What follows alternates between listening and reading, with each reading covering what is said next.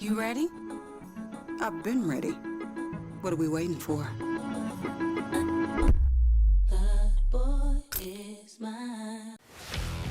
Let's face it, there's a lot of trash talk in basketball, but the great teams let their performance do the talking.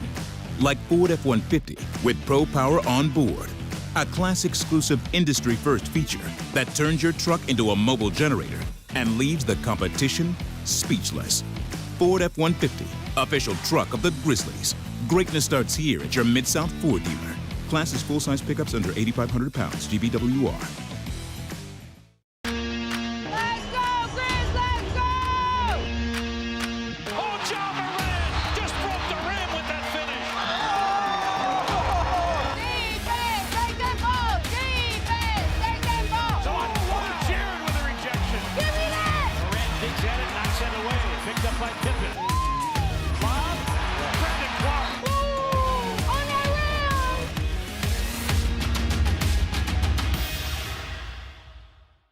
Sonic Radio. Welcome back to Sonic RNDIO. That spells radio with me, the CIO. This just in, the new Sonic $1.99 menu lets you build a crave-worthy meal for just $1.99 an item. Whether that's a creamy shake, crispy tots, or a quarter-pound double cheeseburger. This just out. Ostriches. They're mean, not very cute, and in my opinion, way too big for a bird. Don't miss the Sonic Fun 99 menu. 5 items, always $1.99. Live free, eat Sonic. Tax not included. See menu for details.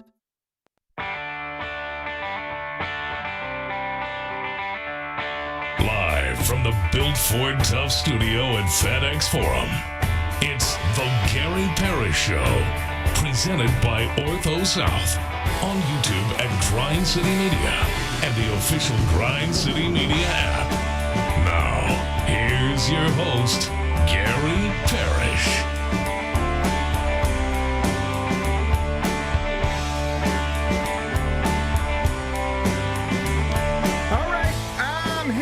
Gary Parrish speaking to you from the Built Ford Tough studio. We're in FedEx Forum. It's downtown Memphis. Ben Doyle's right there producing the program. Glad he's with me. Glad you're with me. Hope you're getting through the day best you can.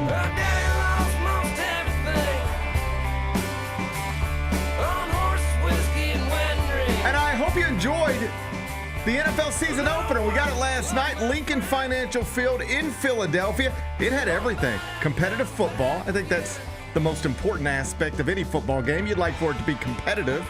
We also had a spitting incident. We also had a weather delay.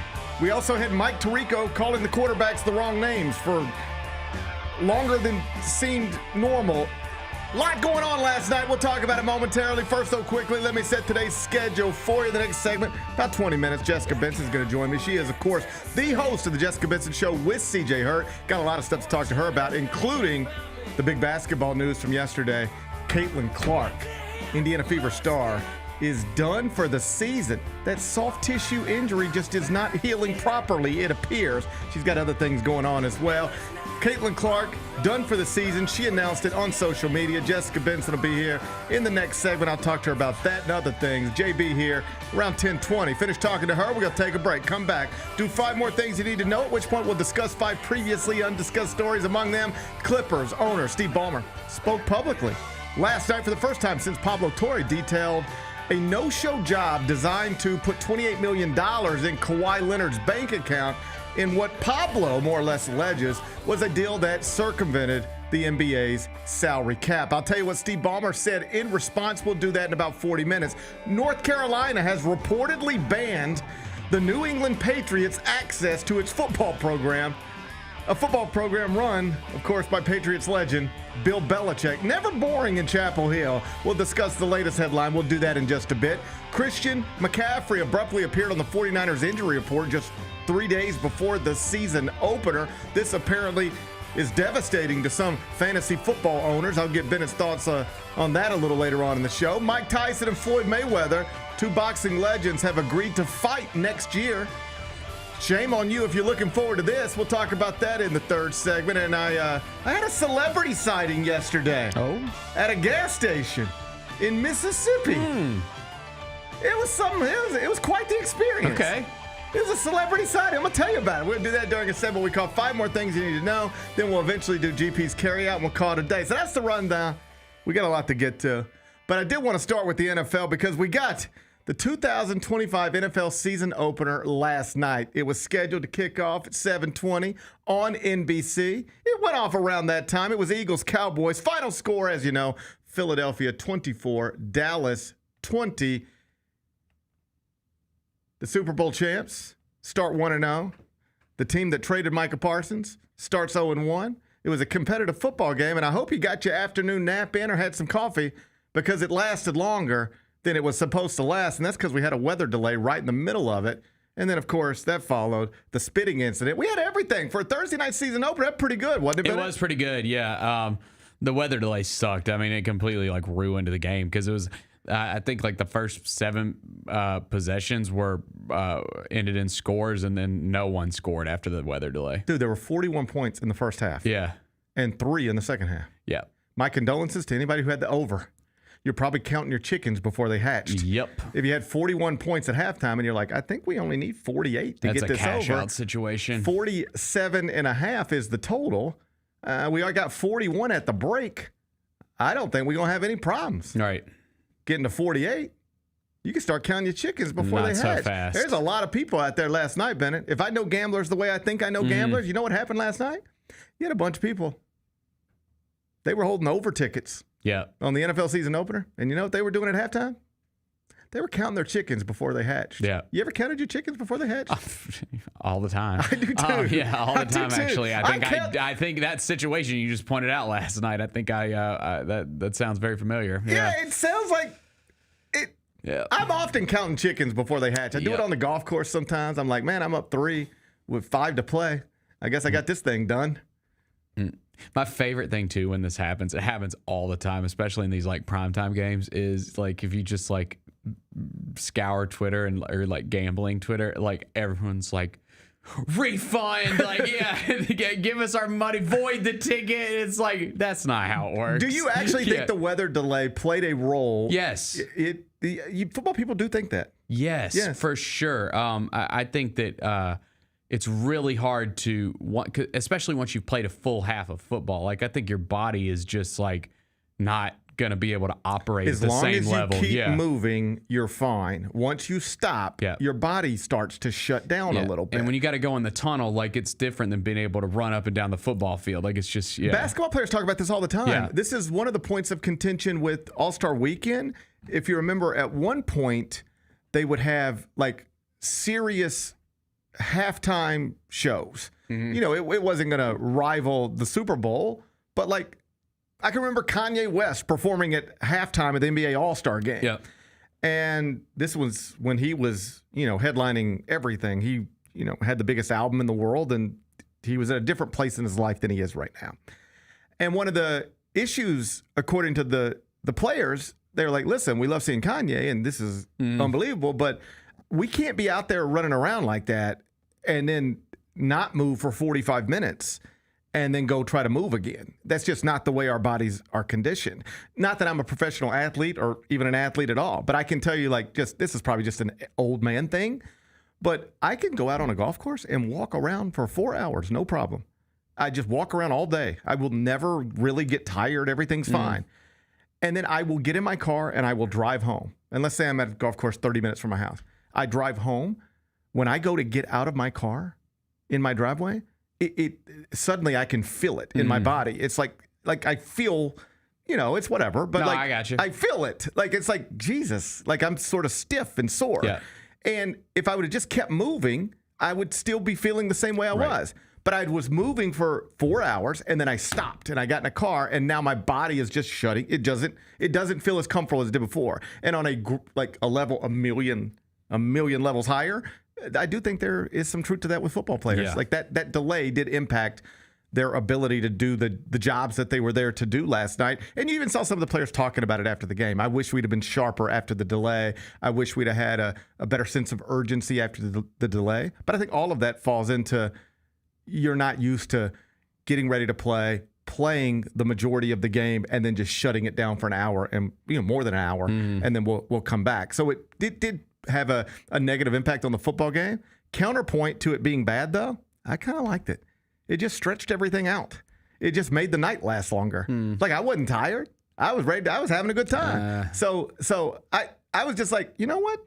If this just means I'm going to have something to watch till later in the night than I otherwise would have, then I'm fine. But it did get. I was watching. Kelly was sitting with me during the weather delay, and I was like, because they were just kind of all over the place and asking seemed like unnecessary questions to each other. And she made some comment about it at some point. I said, they as somebody who's been in this situation, they're just filling time. They did not plan. Like, if you have a 30-minute pregame show, that is planned to the second. Every question that's going to be asked, every comment that's going to be offered, it's all pre-planned. It's in a rundown that we've had since 10 o'clock in the morning. We know exactly what we're doing. We know exactly when we're doing it. Every once in a while, I'll be in studio and the truck will take a hit. There's some sort of issue at the arena, and they'll have to throw it back to the studio. And now we're just talking. And I'm a little better equipped than that, if you don't mind me saying, than some traditional television people because of this. Because you can do it long form. This is what I do every day. So if you just need me to talk for 7 minutes to fill time, like I'm equipped to do that. I probably just did it the morning of. But traditional TV people, like, that's the biggest difference between this and like traditional TV. You don't talk for long periods of time on television. Right. I mean, Stephen A. Smith can because he's Stephen A. Smith. But broadly speaking, you're asked a question, you talk for 45 seconds at most, and you get out of there. That's the way TV works. And so suddenly you've got these traditional TV people last night, and they're all great. I mean, they're fabulous, talented people. But they were suddenly put in a position where they were having to fill time that they didn't know they were going to have to fill. And you could tell that is what was going on. Oh, yeah. But I liked it. I liked the night going in later than it otherwise would. What'd you make of the spitting incident? Can't just be walking around spitting on people. You just can't. Listen again, and I saw that a lot of people are posting the video of Dak. Before that, what I would say is there is a massive difference between spitting near someone and spitting on someone, and it's the difference between no big deal and we have to fight. Yeah, if you want to argue that maybe they should have thrown a flag on Dak for unsportsmanlike conduct, that's fine, whatever. But no, Jalen should have been ejected. Well, yes. Dak talked about it last night, and he'll get suspended. Yeah. You can't spit on someone, dude. No. Yeah. And even his teammates last night were like, "Yeah, you can't do that. Like, we will have to talk to him. This will be a conversation. Like, you can't do that." And even Dak after the game was like, "He's a fabulous player. Him getting removed from the game changed what we did. Yeah. Like, we literally changed our approach because he's no longer, standing in front of me." Right. And asked about the spitting thing, Dak said, I spit all the time. Like, I'm just walking around a football field just spitting all the time. There is something about fields, sports fields, that make you act differently. Like, you don't just walk around your house spitting. But people get on a baseball field and they just walk around spitting. Spitting, yeah. People get on a football field and they just walk around like when we were out at Memphis football practice. I promise you, if we'd just walked around the field and stayed there for 30 minutes, we just see guys walking around. They just spit all the time. You don't do it in other settings. You're not walking around at the mall. If people even walk around at the mall these days, I mean, take it back to 1992. But there used to be a thing called malls and people would walk around them. I remember them. And you don't just there's somebody walking by Sbarro. And he just spit randomly for no obvious reason. All right. But on a baseball field or a football field, people just do that. Another thing like this? Sunflower seeds. I'm not good at it. But you'll never see them outside of a baseball field. No, it's true. You've never gone to somebody's house and they'd be like, "Hey, man, you want some sunflower seeds?" You good at sunflower seeds? Pretty good. You're good at it? I mean, I'm not good at it. I don't want to brag. I don't want to sit here and brag. That's one. It's not in my nature. I'm not comfortable just sitting here bragging on myself. But you asked, am I good at sunflower seeds? I'm pretty good. That's one of those things I'm embarrassed, like ashamed of. You're ashamed of yourself. Yeah, because I'm not good at it looks cool. It does like look cool. I want to be able to eat sunflower seeds and just be like Yeah. But I end up it's all just one big glob. Well, I mean, you got a beard issue. Yeah, but I mean, I can see that. There's a lot of bearded guys that are good with the sunflower seeds, dude. Come on. So you do not accept that as an excuse. No. It's just I'm not good at it. Yeah. Have you thought about taking lessons? Do they offer them? I'm sure there's some baseball star that could show me in a couple hours.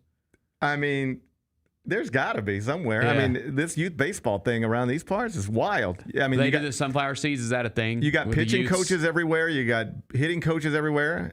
Surely there's a sunflower seed coach somewhere. Yeah. They could teach you how to look cool in your dugout. Yeah. Right? I guarantee I could find you one $30 an hour. You know what, Ben? But maybe I could teach you myself. It's just something I'm ashamed of. That's all. Well, we all got It's probably too far gone. Like I'm Hey, 38. Like I know, but it's never too late. It's never too late. Okay. I think sometimes people get to a certain age and they think, well, I don't know how to do this. I guess I'll never know how to do this. But like, I could show you stories about 70-year-olds going back to college. That's true. That's true. About 80-year-olds learning how to parachute. It's never too late, Bennett. You could learn. I still think you could learn. I still think there's time. Okay. I could teach you maybe. But sunflower seeds, where do you see them other than a baseball field? Have you ever been to your friend's house and they're like, hey, man, you want some sunflower seeds? No, I think baseball's cornered the market on sunflower seeds. I do not know anywhere that I've seen them besides baseball. There's something about fields, sports fields, that make you do things you otherwise wouldn't do, like eat sunflower seeds, spit them out, and then just spitting generally. Just walk around spitting all the time. So here's what Dak said. He said, like, I don't know if it's a good thing, but I just walk around the field, I spit all the time. I'm just constantly spitting. And so Jalen Carter looks at him and is like, hey, man, you trying to spit on me? And he says, why would I be trying to spit on you? Like, what? Why would I be trying to spit on you? And then he just spits on him. Can't do that. You cannot do that. No. A totally reasonable question from Dak, though. Like, why would I be trying to spit on you? Why would I be trying to do that? Like, what? Like, who do you think I am? I'm getting ready to play a football game. There's cameras on me at all times. That's the other thing. Yeah.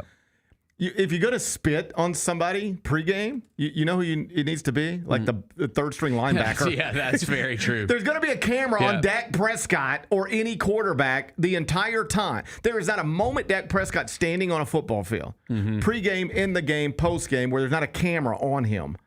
You can't spit on him. You're going to be caught in HD. Well, and dude. I mean, this is Jalen Carter's third year, and he's already. I heard Chris Canty say this morning he's already got 6 personal fouls. Like, yeah, dude. Like, come on. Got to get it under control. Reel it in, bro. You have to show a little more discipline. Yeah. He didn't show much discipline. No. CeeDee Lamb, when did he stop knowing how to catch the ball? That was unfortunate as someone who's invested in Dak Prescott, and I don't have a lot of CD stock, but that was unfortunate. I mean, you got to catch the ball, dude. That's what they pay you for. I mean, it's quite literally your job. Just catch the stupid football when your quarterback throws it to you. Yeah. The last, I don't know if it was a drop. That was tough. Yeah, but there was other tough, ones. But no, definitely was. I mean, there was 4 for sure, like egregious ones. Yeah. Oh man, that's the other thing that's fun. I just sit there and I'm like, oh man, I bet it's a good time to do a Twitter search for CeeDee Lamb. And people have like photoshopped pictures of his arms chopped off. That is when Twitter is funny to me. It is to me too. I was just scrolling through, like, just did a search for CeeDee Lamb. And it's just one ridiculous thing after another. Yeah, it's pretty good. CeeDee Lamb is buns. That's what's popped up. I like it when people call other people buns. Yeah, he's literally one of the greatest football players in the world. But yeah, he sucks. He sucks. Right. He said he's got to be better. That's true. I agree with him. I agree with him. Yeah. I agree with CeeDee Lamb when he says he needs to be better. Yeah. I think he's making a solid point. I think so too. Hey, big news last night. Caitlin Clark. Oh, yeah. That's tough. Yeah. She's done for the season. She's done for the season.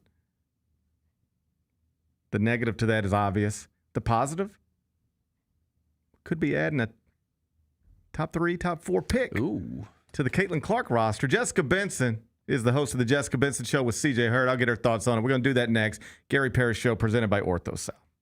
How did they sell you on Memphis? I was really looking at the success that Memphis had, something I wanted to be a part of, and then the reputation Coach Silverfield and Coach Cramsey had as an OC, the things that he was able to do with Seth and the things that he's done in his career.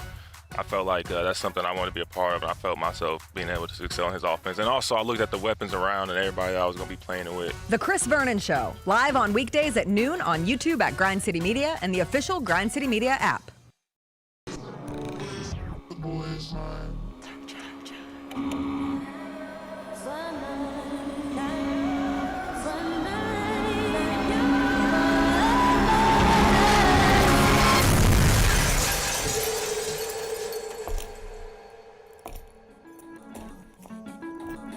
You ready? I've been ready. What are we waiting for?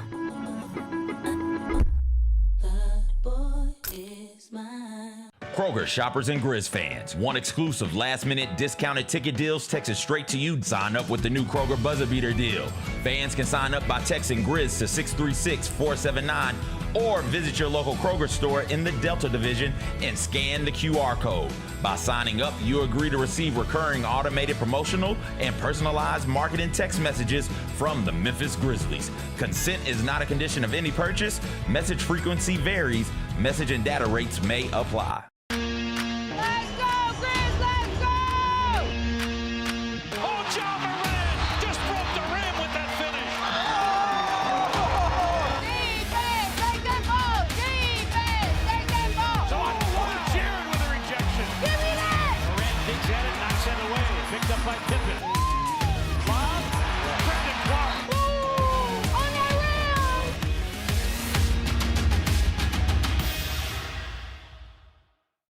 Catch us if you can at Southland Casino Hotel and win your share of up to $1.8 million in free play and prizes. Join us for drawings every Saturday in May, June, and July.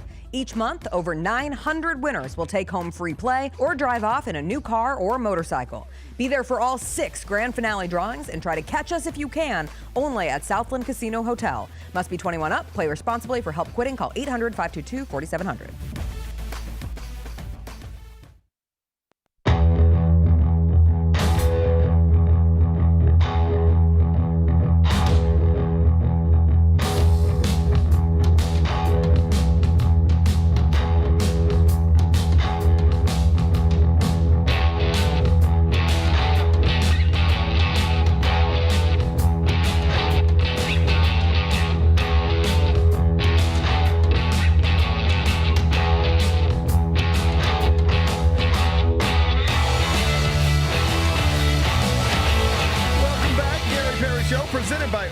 South. And on Fridays in the second segment, when she's in the country, I'm joined by Jessica Benson, host of the Jessica Benson Show with CJ Hurd. She's here right now. That looks like the shirt you own. I don't think you rented that. I do. I own this. Oh, yep. I own this with my own money. I assumed that. I bought it. I purchased it. I assume that. Well, look, it's nice to have you back in the country. Nice to meet you. I'm Jessica. I'm GP. Oh, that's so nice. I'm GP. Yeah, good to see you. I remember how to use the microphone in the studio. I know what I'm doing. It is hilarious. You always forget about the microphone. I hate when that You're talking to a microphone every day, and then you come in here and you act like you don't need it.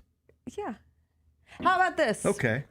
The wedding I was at in Tuscany. Yes. They bring out a microphone for the officiant. Uh-huh. And he waved it off. He said, I don't need the microphone. And he had a pretty boisterous voice. Right. I don't know if that's the right word, boisterous. Yeah. Loud enough voice. Uh-huh. But would you feel confident being in front of a large group of people for a wedding or a hosting event of some kind and just raw dogging it without a mic? No, I would have a mic. I would want the mic. I'm so comfortable having the mic. I would feel like I was straining my vocal cords. Yeah, and I would also be like, could you guys hear me back there? And I don't want to do all that. So let's just give me the mic and let's just do this. I was really impressed with his, it was so casual. He's like, no. Oh, no, Mr. Italian man. Okay. I don't need this. Yeah, no. So was he right or wrong? He was right. I heard the whole thing. Okay, so he didn't need it. It was also a record. It was a 5.5 minute wedding ceremony. All wedding ceremonies should be 5.5 minutes long. I agree with that. It was so fast. It was fantastic. I agree with that. Nobody really wants to. They set the over-under at 5:20, and so the over hit. You know what people want to do at a wedding? They want to celebrate. Drink, eat, be merry. And celebrate you. Yeah. But like, we don't need to. I don't need the wedding. Right. Like, I don't need that. Unless somebody's going to make me laugh. Well, who's going to or make cry? Like, if sometimes I appreciate people who do nice vows, not the traditional vows. I don't need, like, this is just a personal preference. I don't need a whole spiel. But I don't mind listening to a couple talk about the other person if they're really in love and can articulate how they feel about that person. Like, I am moved by people's vows. I like that.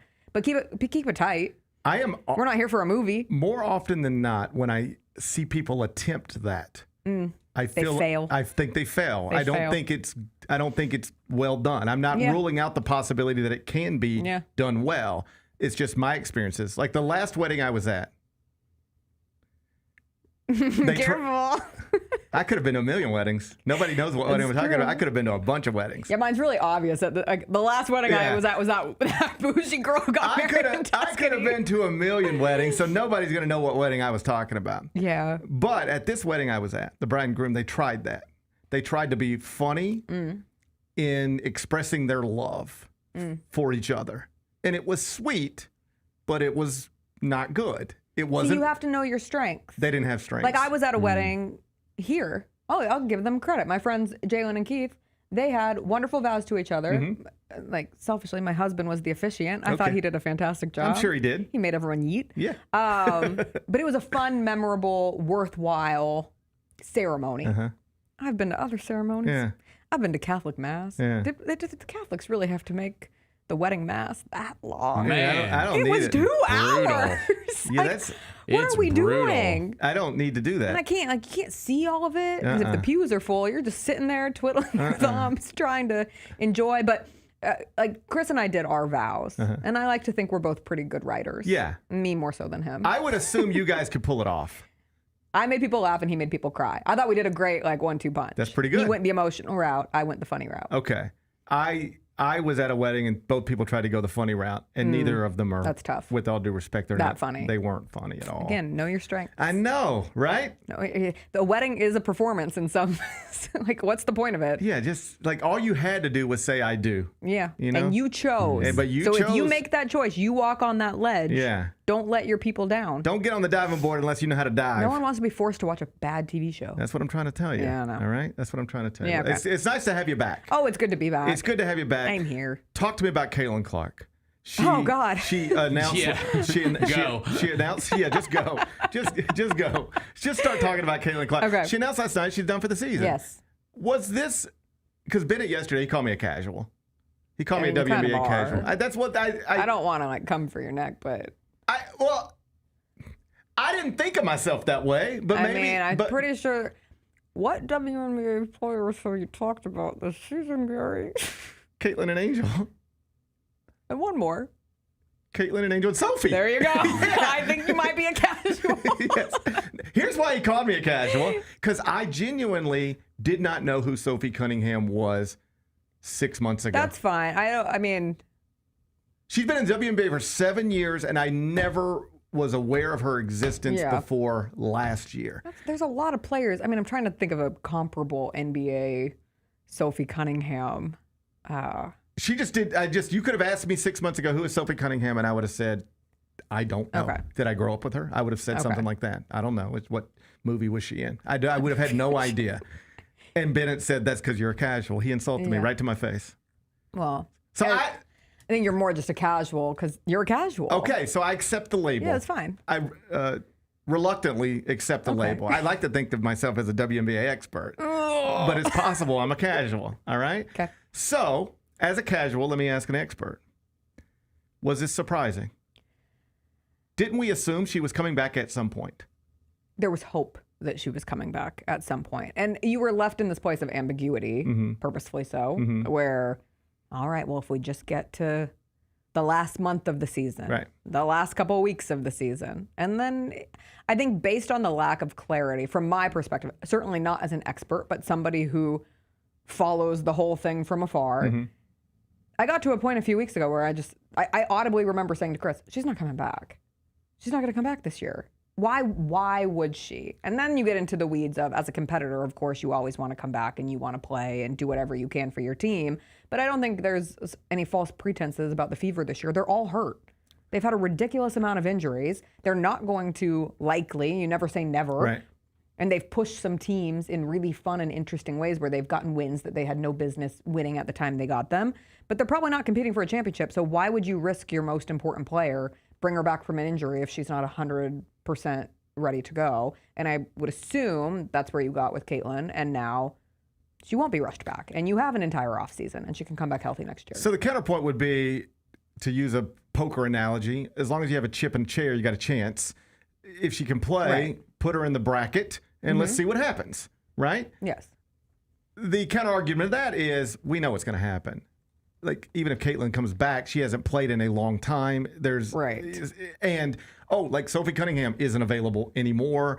Do you think that plays a role? Like, even if she were to come back, we're not going anywhere. Do you think if they were fully healthy, other than Caitlin Clark, she would try to come back and play? I do too. Yes. That's what this feels like to me. Yes. I remember us, and forgive me, you probably can recall this season, but there was a time where I feel like we were having these conversations about the Grizzlies, where it was like, okay, whether it's Ja, Jaren, whomever, okay, could they come back? Maybe, maybe not. But what is the point of coming back now when you know exactly what's going to happen? So let's just keep it on the sideline, keep it on the status report, and hopefully everything's better next season. I just remember having a conversation. Turn the page, start over. Right. There's a level of realism. Sure. We don't deal in realism a lot in sports. There's always that hope and that maybe. Right. But no, I think this was a very realistic approach, and they'll turn the page and move to next year. Because it wasn't just, it's Caitlin, it's Sophie, it's Sid Colson. Yeah. Granted, if Caitlin had gotten hurt, like Erin McDonald probably wouldn't have been signed to the team, but they bring her in as a point guard replacement, and then she gets hurt. So it just kind of was this perpetual injury hellscape that the Fever found themselves in, and they never quite were able to get the chemistry right, and the team just didn't come together in the way that people anticipated. Also, on the other side of that, it's been a wildly competitive WNBA season in the standings and in the fight for seeding. So it turned away from could the Fever hold on to home court advantage to are the Fever even going to make the playoffs? And now they're barely, they're the 8 seed right now. And they still might make it. At this point, do they want to miss it? Is there a I don't know if they can. Yeah, the Sparks are. Oh, the Sparks are trying. And they've got, what, They're 4 trying. games left? Oh, yeah. they can miss the playoffs. But the Sparks have a tough schedule. Yeah, it's unlikely that the Fever miss the playoffs, but it is possible. Yes. Is there a tanking component to this? Like, hey, we ain't going anywhere anyway. Let's just make it clear Caitlin's not coming back. And if we lose the rest of these and slip below the Sparks in the standings, then we at least move up one place in the WNBA draft. Yeah, perhaps. Yeah, I could see that. It's a bummer, though. It is a bummer. I was looking forward to her coming back. I know you're going to continue to watch the WNBA regular season and the playoffs, and you'll be fired up. This is going to cost the league some of its audience. How big of a deal is it? How devastating is it? So I am a realist, going back to the realism of it all, where I know there are some people, a lot of people out there, who are Caitlin Clark fans. They're not WNBA fans. Right. They might have become fringe WNBA fans, but at their core, they're a Caitlin Clark fan, and if she's not playing, they don't care. I will still say there have been multiple viewership records set this season in Caitlin's absence. There have certainly been attendance records set. My Golden State Valkyries just became the first team ever in WNBA history to be an expansion team and to make the playoffs in their first year, and they have sold out every single home game. Get this travesty. They have to play their first playoff game on the road. Because of scheduling conflict? Yep, with the Sharks. They're secondary. We can't move this? They're second to the Sharks. We can't move this? What are we doing here? Wait, who plays in the same arena? Someone said the Sharks, but now that I'm saying that out loud, that doesn't sound right. But there is a scheduling conflict that doesn't allow for the Valkyries to play in the only Sharks arena. I know are San Jose and Jaws. Did you know Jaws is in theaters right now? Yeah, it's the for 50th the 50th anniversary. Yeah. Are you going to go see it? I own it, so I just watched it at home.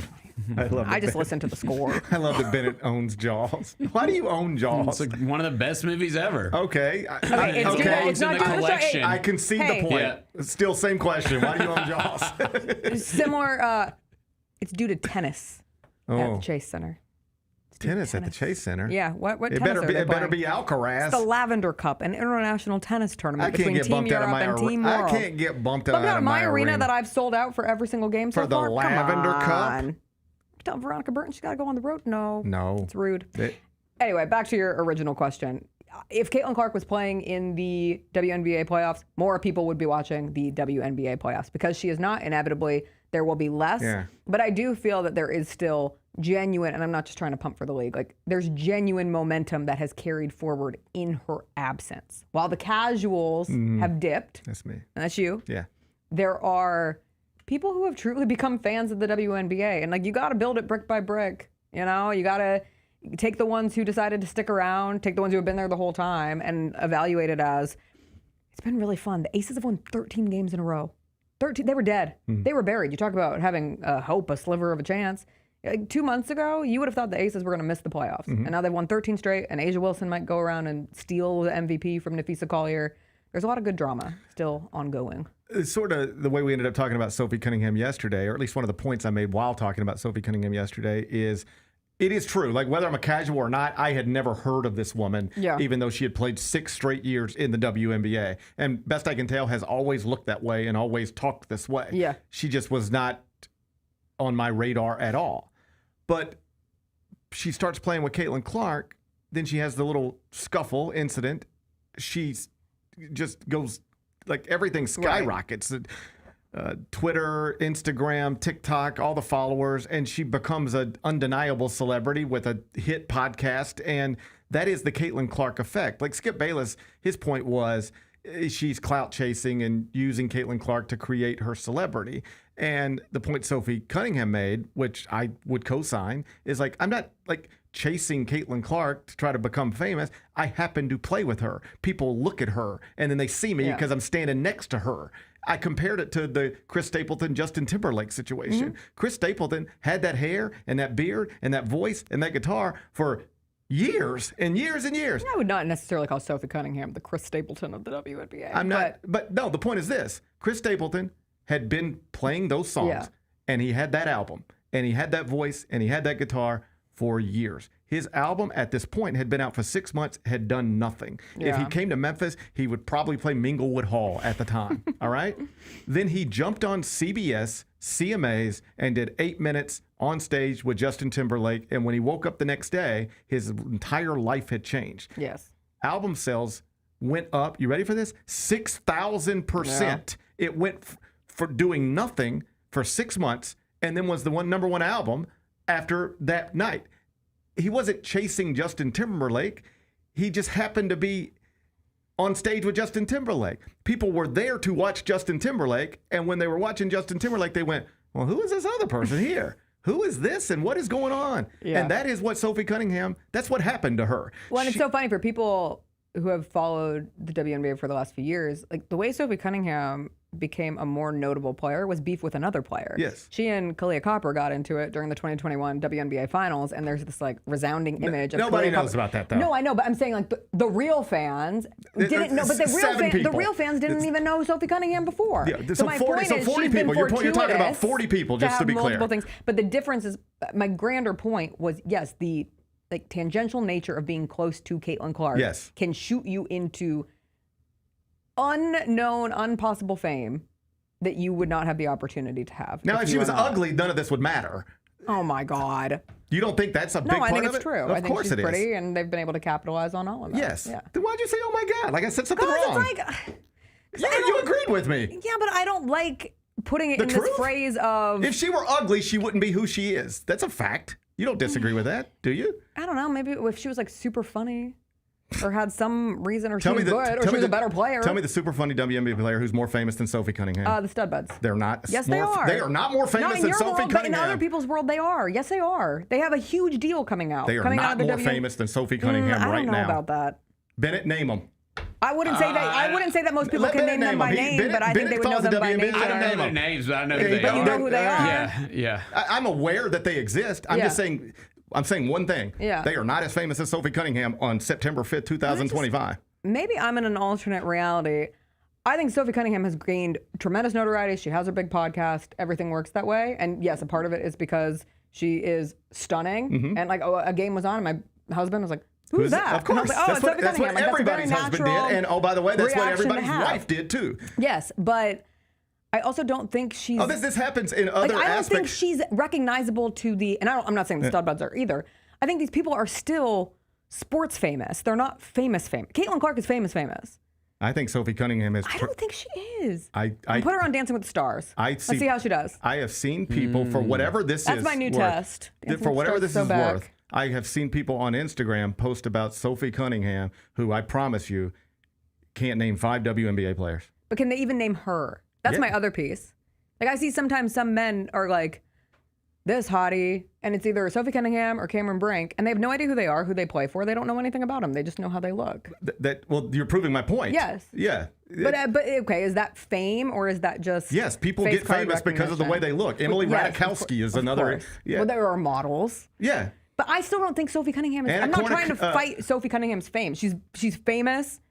She's famous in certain arenas. But if you walked up to 20 people on the street and showed a picture of Sophie Cunningham, how many are able to have name recognition? More than the yes, duo I know. you're talking about. I know. That's a lame more than argument. that. That's fine. Yeah.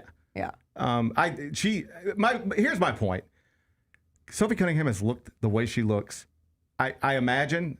I don't know if this is true, but like I imagine she's more or less looked the way she looked for a while, and nobody even was aware of her existence. She did not resonate in any sort of way. She got onto a team with Caitlin Clark. The whole world's looking at Caitlin Clark, and they happen to see the woman who's standing next to Caitlin Clark. Right. And they're like, who is that? Right. And then that spirals from there. So here we are. My larger point is, I do think this is a way that it negatively impacts her absence the rest of the WNBA season. Yes. Because when you watch her, you don't just see, in theory, when she's healthy, Sophie Cunningham, but you see all the other women. Everything. And so you become more familiar with Asia Wilson because you're watching Caitlin Clark. You become more familiar with everything because you're watching Caitlin Clark. So it is true, maybe the Fever weren't going anywhere, but if she were playing, you would turn that on. And then whoever eliminated them, you would be familiar with that team, and you'd be familiar with those players, and you'd start being aware of them, and you might be more interested in that than you otherwise would be. If Caitlin Clark was playing, I could probably convince my husband to dual screen a football game and a WNBA playoff game. One of my biggest things that I hate about the WNBA schedule is that their playoffs goes up against the football season. It's ridiculous. It's insane. Yes. It's first off, it's a killer. You can't win it. No, and I am by nature, like many people, I would like to say, I would hope it does not make me less of a WNBA fan to say that I have a really tough time watching all of the WNBA playoff action that I would want to watch because I'm watching football. Yeah. Like that's my life. Yeah. I live for it. I'm so excited for it. I cannot wait for this weekend to Friday, Saturday, Sunday, do nothing but watch football. If Caitlin Clark is playing in a big playoff game, I would have an easier time selling it to Chris than like Mercury Storm, for example. He's like, why would I be interested in that? And I would try to sell it, and he'd be like, all right, no, you can watch it on your phone, but we're not going to try to like flip back and forth and make this a thing. But if Caitlin Clark is playing against any big opponent, or even just an average opponent, it got to the point where it was such a natural inclination to try to see, all right, what was she going to do? And that's a very unique place to be in from any sport trying to compete against football. Yeah, I mean, listen, I don't know. Like I was mad when they cut into college football with the Aaron Judge stuff. Okay, so I was like, I don't want this on my TV. Well, like I don't know the people who run the WNBA, but I imagine they're smart, and this is not lost on them. Like we're not saying something that they aren't aware of as an issue. But they have not done a good job of trying to resolve the issue or improve the issue because they're not a league that is particularly fast focused on resolving issues. Yeah, they're a little slow on the uptick. It's just like I mean, I would in negotiating my next media rights deal, I would say we got to get away from football as best we can. Yes. Perhaps it's impossible to do it entirely, but we got to do better than what we're doing because it really does just come down to most people. I think lots of people have multiple screens available to them in the year 2025, but most people are going to have one main screen with the volume up, and that's the way they consume whatever they're consuming. And I run into this with baseball. Like I every once in a while in the fall, you'll be wherever, and people are like, "Hey, you're getting get together on Saturday night. You want to come over?" and it's like the Major League Baseball playoffs, and I'm like, I mean, I have done this before. I'm like, yeah, we'll go, and I'll get there, and I'm like, they're all watching football, and nobody wants to turn it. I want to watch, obviously, if it's the Mets, I'm not even going. I'm just staying home. But even if it's like the Dodgers and the Braves, like it's postseason baseball. That's what I want to watch. But I can't win that. Once football starts, you can't get baseball on the TV anymore. No. And so baseball runs into it, I think, less dramatically than the WNBA. Yeah. But it's a similar thing. I'm going to be there for Major League Baseball the same way you're going to be there for the WNBA no matter what. But it's just different. But we're in the minority. Like most people drop out. Yes. Most people drop out. If there's a game on a Sunday, I'm watching Red Zone. Yeah. Like even commercials and all. Yeah. I'm watching Red Zone. Like it's just how I like to spend my time the most, and that doesn't mean that I don't appreciate the other thing that's happening and understand the importance and want to be tapped into that too, but it's nearly impossible to compete with football. I mean, we get behind on TV shows, we get behind on movies. Our life shifts. Like we woke up yesterday and Chris came out and he goes, it's the shifting of the season. And like our night changes. I want to watch that Netflix documentary that no one will shut up about, that I don't know anything about. Oh, it's great. The Unknown Number? I can't wait. Yes, Catfish I can't Unknown wait. Number? I want to watch it so it's bad. It's a great 90-minute documentary. I'm telling you. I really want to watch it. They do a great job of disguising. Oh, it's only 90 minutes? One episode. Oh my God, it's even better than I expected. And you know what's weird? Because I just watched another one. Have you watched, it's not a documentary, but it's a limited series. Okay. 5 episodes. Hostage? No. It's on Netflix. Okay. It was like top 5 TV shows or something. Okay. It has Julie Delpy. Okay. You know her? Yeah, from the Before Sunset, After. Did you watch those? You too young for those? No, they were the first movies Chris and I ever watched together. Well, that's sweet. And we got really excited when the third one was coming out because we treated it.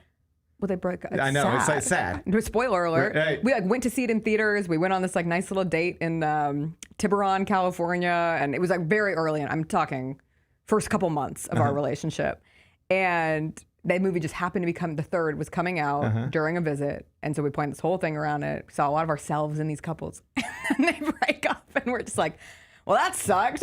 The first 2 are incredible. They're incredible. They're amazing. Incredible. Yeah, they're 2 of my favorite movies. They are 2 of my time. favorite movies too. And when I try to explain particularly the first one, and they're like, "So what's it about?" And I'm like, "It's just 2 people walking around talking." Yeah, I know. It's a really tough sell. Yeah, but it's a beautiful film. It might be tougher to sell that than to sell the WNBA to you. I'm not a casual as much as I get accused of being a casual. No, it's a beautiful movie. It's a beautiful film. It's just she's in Hostage. She's in Hostage. Okay. And I watched it. It's 5 episodes, and by episode 3, I was like, we should have wrapped this up already. I hate those. Like, we don't need all this other stuff that's going on. I watched that trashy little, now I can't even remember the name of it, which is a sign of when you're in it, you're like, oh, this is kind of good. I like watching this trash. And then you're out of it, and I can't even remember the name of it. It was the one about all the women in the South, and there's a murder, and they're all having sex with each other. Send me a link. It's I'll watch Southern women have sex with each other. Oh my God. Brittany Snow and Malin Ackerman. Is it The Hunting Wives? Yes, thank you. Okay. Oh, my wife watched it. I heard it was good. I think my mom said it was good. It was an attention grabber. Okay. I'm clearly not sitting here weeks later being like, dang, that Hunting Wives show was good. But it was really long too. I remember thinking I might have actually loved the show if they'd wrapped it up in 5 or 6. Right. And instead they go like 8 or 9. And I'm like, did we need this? We knocked it all out in one night. 5 episodes. Like we did it like Sunday night or Saturday night. I don't remember when it was. But after it got at the end of episode 2, I was like, okay, we need 1 more episode. We can wrap this thing up. Yeah. And I clicked and it was like, there's 3 more episodes. I said, Jesus Lord. My point is this. That's one where they made it 5 episodes. It should have been 3. Okay. Unknown Number? Great tight 90. It could have been 10 episodes. That makes me so happy. It could have been 50 episodes. That makes me so happy. They do a great job of disguising exactly who's responsible for what's going on. I don't know anything. It's a pretty. As I was watching it, I was like, I had this moment where I was like, I've heard about this. Okay. I know there was an article in The Cut that I never read because The Cut is all under paywall, which is really unfortunate because I love articles in The Cut. And if I can find them like on Reddit, I get really excited, but I'm just not going to pay for them. All right. Yeah, I understand. I pay for You're a stealing. lot. You're stealing. I understand. Infinite subscriptions. I can't afford any more subscriptions. You're a journalist who but steals I from other remember that journalists. there was an article in the Cut that I never read, so I have no background knowledge whatsoever. Keep it that way. It'll be better that way. I had this moment where I was like, because I clicked on it, and I'm like, let's watch this. Yeah. And I was like, I don't know anything about this. And as I was watching, I was like, I think I do know something about this. I've read about this. I hope that doesn't happen to me. But it was still enough of a mystery for me. And they do a good job of disguising where it's going. And then by the time it's over, you're like, what the? Oh, I can't wait. It makes you, by the time it's over, your reaction should be. So even though it's 90 minutes. Yeah. My husband will get home from work tonight at 5:30. Yeah. We usually start our workout at 6. Our routine is like home, rest, workout, cook dinner, eat dinner. Fridays are sometimes more fun than that. But like we're trying to get back in our routine. So let me ask you a question. Do you hold each other accountable? What if Chris comes home and he says, hey, I'm tired today. I've had a long day. We honestly really almost never do that. We're in such a cycle with it. You're committed to the cause. Yeah, we're really committed. Well, that's admirable. We cook almost the same thing every week. Yeah. It creates a very easy situation. And we're not afraid to, like, if something comes up, like our first night back, we ended up going to a happy hour with friends. Okay. So that was fun. We're trying to be better at being flexible with it because you get kind of sucked into it. You're like, I got to do this. I bought the groceries. I have the workout plan. But we always watch a show. Usually we reserve our documentaries for the workout. All that to say, 90 minutes, 7 o'clock is going to hit, and I'm going to want to watch Chiefs-Chargers in Sao Paulo, Brazil, and I'm not going to be able to finish this documentary that I want to watch. So then we're going to watch the game, and then maybe I'll have enough energy after the game, but I'm still running on jet lag fumes. Yeah. It's a tough life. It's a tough time. You've got a lot of things standing between you and happiness. We're 1 month and a day away from the first Grizzlies preseason game. Good Lord. It'll be here before you know it. It'll be here before I can't wait. I got really excited the other day. About what? The NBA season coming back. Just like the NFL offseason feels ungodly long, this offseason has felt longer than usual, which is silly because they didn't go to the playoffs the year before. But even just the quick first round exit, it's been a long time. You know what has a even longer offseason? College basketball. 7 months. Yeah. We do 5 months on, 7 months off. Yeah. I like it like that. That's nice. I like it. I'm happy for you. Thank you. But I run into the same issues you're talking about during basketball season, then I get you out of here. There's no food truck Friday. There's no. My dogs are out of town. Sucks. I could sit here all day. You just sit, all right, let's take a break. We're going to get Jessica's thoughts on Bill Belichick banning the New England Patriots from. It is just like, what are you? And it feels bad saying. I feel wrong calling Bill Belichick a moron, but it's. I don't think he's a moron, but he's making poor decisions over and over again. Yes. I don't know. So doesn't that make you a? How many poor decisions in succession do you have to make before you are allowed to be called a moron? Yeah, well, better men than me have made poor decisions. Are you a moron? I mean, you know, I mean, check the chat. It's okay. Check the chat. Chat. You know, I guess we'll find out. We'll find out. There's always somebody waiting to tell you. There's always somebody waiting to tell you if you are or not. They wait to tell me that, or they wait to find anything wrong with Memphis, and then they come out and they say, "Is this the Memphis you love and defend?" Oh man, I was thinking about you. Thank you. On 901 day. Thank you so much. I knew your mentions were probably traveling. I knew your mentions were probably getting a little messed up. I was just chilling by an Italian villa. It's tough on 901. Trying to bring me down. It's tough on 901 day to have a shootout in front of the Orpheum. Are we allowed to say that out loud? I don't know what we're allowed to talk about or not, but there was a shootout in front of the Orpheum. Everyone saw it. On 901 day, you know. Anyway, what are your issues this time of year? What were you trying to say? During basketball season. Yes. Series comes out, and I want to watch it. I've watched the first 4 seasons of it. Now it's season 5, and I just can't get to it. I know. And then by the time season's over and I can't get to it, I feel like everybody else has already watched it, and I never finished Cobra Kai. And then you don't get to, I also never finished Cobra Kai. That was one that never made it through ours. It was interesting being a girl who gets back from Europe, talks about her trip to Europe. It feels like there's way less of a television culture over there, which was like American exceptionalism. We make great music, great television, great movies. Like we're crushing it on that. Yeah. But the amount of people who were hanging out outside every night, like locals, not tourists, on weeknights, made me really grapple with the fact of how excited we all are to just go home and watch our little show. Like work all day, go home, watch your show or your sport or whatever it is, and then wake up the next day and do it all again. We don't really live life. We distract ourselves and then go to sleep. Yes. All day long. They're not on their phones. Yeah. Like if you're out and about, barely anybody is, especially at a restaurant, it's like uncouth to be on your phone at all. It really got me thinking. We talked about this. Maybe I should watch less TV. Was the all coming around to that? I think we should all do less of the stuff that we do. Yeah. And more of the stuff that we would do if the stuff that we're doing wasn't available to us. Yeah, I agree with that. Like just like as simple as that. Yeah. We talked about it yesterday. My middle guy is awesome, but he's got a phone now, and he loves to look at it, and he just loves to look at that phone. And he treasures the phone. I mean, he just loves to look. That's all of his friends. You'd walk in, they're not even talking to each other. They're just all sitting there playing games on their phones and iPads and whatever.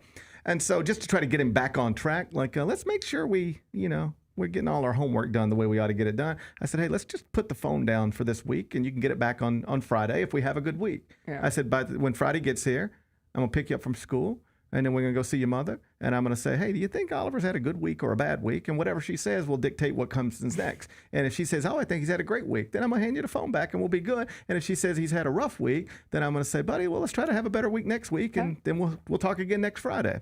And he didn't like all that. But this is the point. He's a different kid this week. They say it takes 2 weeks he's to change your life. He's a different person. Yeah. He wants to hang out and wants to watch TV and wants to watch. He was doing his homework last night.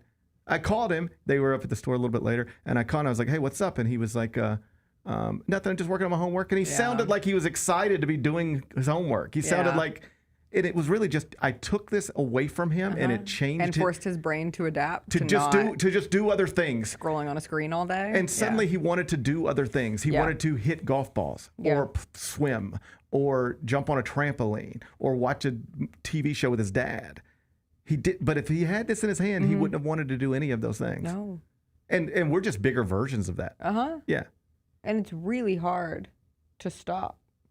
But by the time we got to the end of our trip, we were barely on our phones. We would do a little scrolly time in bed and just catch up on things. But when we were out and about, barely on anything. So much so that I noticed yesterday, so that's day 2.5 back in the U.S., I found myself just scrolling through TikTok for 20 minutes. I was like, what a waste of my time. It is 20 minutes you could have... What an absolute waste of everything. So you want to know what I did? I forced myself to go on a run, which was so stupid. It was so hot yesterday still. Yes. It was disgusting. I got to a part of the run where I just said, I might die out here. I might die out here on one of these runs one time because I've just lost all fluids in my body from how hot it is here. I thought I was going to die on a golf course a month ago. It felt good when I got home. There you go. And then I watched a movie. There you go. I was like, I am not going to get back on this phone. I played piano for 20 minutes. Right. I sat down, I watched K-pop Demon Hunters without my phone. There you go. And it was nice. Think about all the times you say, I don't have time for that. Yes. But then you realize the time you waste. You spent 20 minutes just looking at TikTok. You have time for that. You have time to call your mother. Oh, yeah. You have time to call your best friend who lives out of state. Yep. You have time to go on a run. You have time to If you say you don't have time for it, this is just something I've always tried to remind myself of, just a small little thing that I try to keep in my head. Yeah. While President Obama was in office, they had an hour in his calendar every day in his schedule to work out.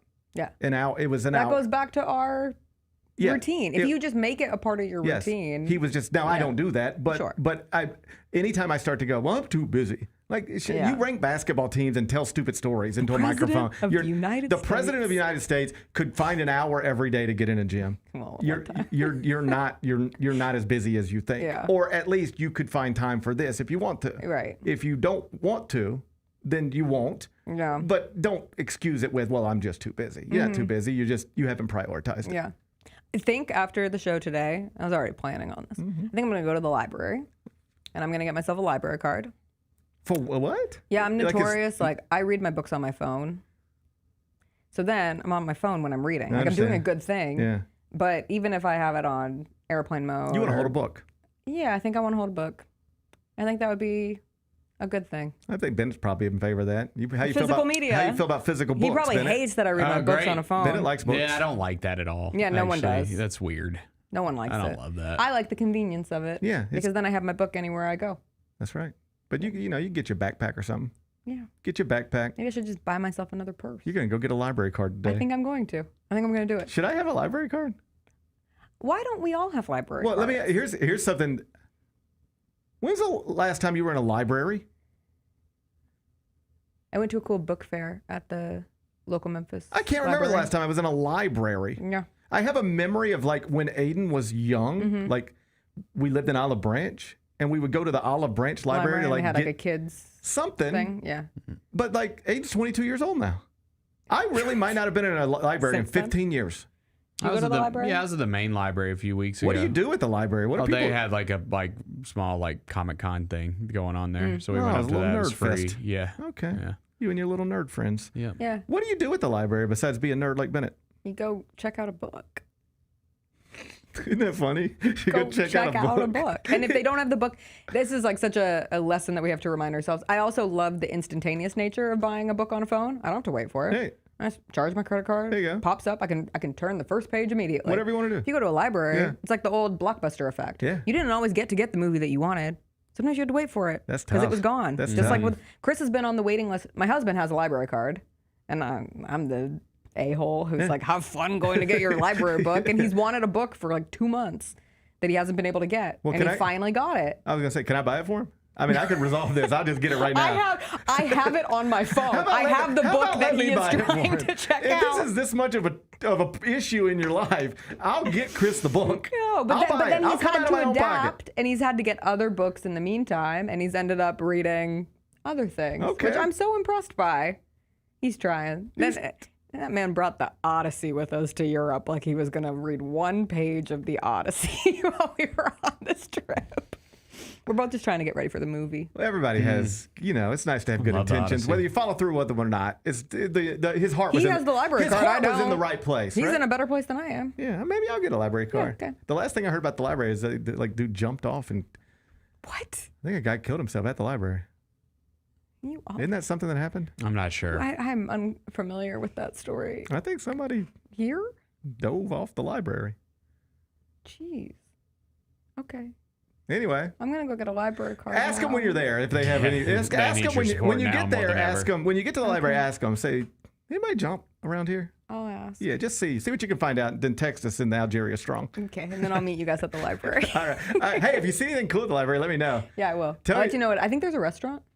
What? Yeah. You can eat at the library? Yeah, I think so. I think there's like a cafe. Do they still have a card catalog? I don't know. I'm going to find out. I would like to see a card catalog. I ain't seen one of those in a that's while. We used to have to learn how to use a card catalog. Think about all the shit you used to have to learn how to I do that know. is totally irrelevant. unnecessary Yes. in your life now. Yes. Part of my journalism school Math. was learning how to develop photographs. Yeah. I would take a thing and dip Yeah. it into some sort of substance. The solution. I Yeah. learned all that. Yeah. Why? Great question. Why did I learn Great that? question. Why did I learn that?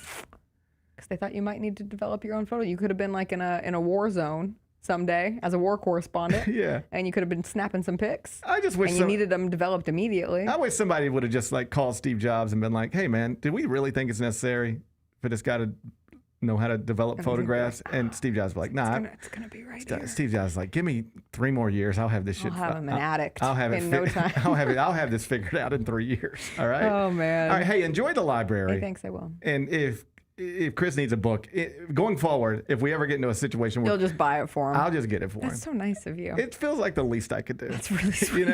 You know, if John Calipari's going to bring his basketball team back to Memphis to help, You could buy Chris a book. the least I could do. That's nice. The least I could do. It's so charitable. Thank you. Yeah. I'd rather be called charitable than a casual.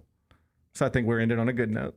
That's a full turnaround. I'll see you on Monday morning. Oh, I can't wait. I can't wait. We got so either. much to talk about. Oh, I can't wait. That's Jessica Benson from the Jessica Benson Show with CJ Hurt. She's going to be back in studio Monday morning at 8 o'clock. When we come back, Big Bet Bennett, Steve Ballmer sat down with Ramona Shelburne last night and spoke publicly for the first time since Pablo Torre more or less alleged that the Clippers have circumvented the salary cap by getting or helping get Kawhi Leonard a $28 million no-show job. Steve Ballmer addressed it head-on last night with Ramona Shelburne. I'll tell you what he said. We'll do that next. Gary Parrish Show presented by Ortho South. Who do you go to learn still? Like, who are you looking to for inspiration? A couple years ago, I went and visited, even though he's younger than me, but we've got great admiration for one another. Went and visited Dan Lanning out at Oregon, right? A young head coach who's had some success. Mike Norvell may not have had the season he wanted in the past. We can still get on the phone and talk about things, right? Tune in to the Jessica Benson Show with CJ Hurt, live every weekday at 8 a.m. on YouTube at Grind City Media and the official Grind City Media app.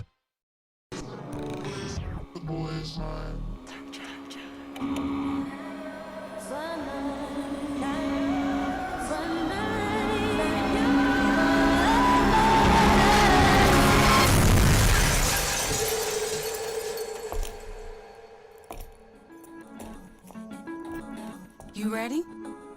I've been ready. What are we waiting for?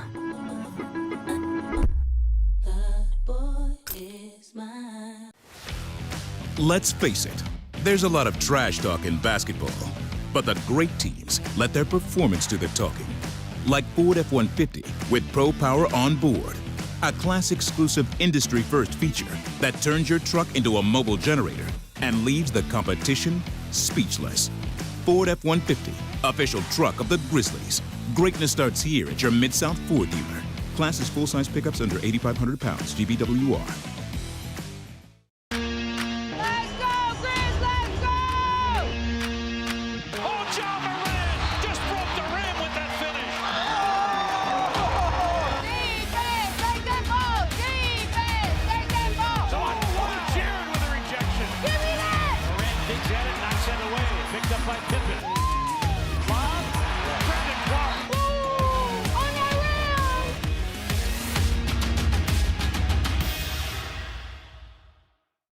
Catch us if you can at Southland Casino Hotel and win your share of up to $1.8 million in free play and prizes. Join us for drawings every Saturday in May, June, and July. Each month, over 900 winners will take home free play or drive off in a new car or motorcycle. Be there for all 6 grand finale drawings and try to catch us if you can, only at Southland Casino Hotel. Must be 21 up. Play responsibly. For help quitting, call 800-522-4700.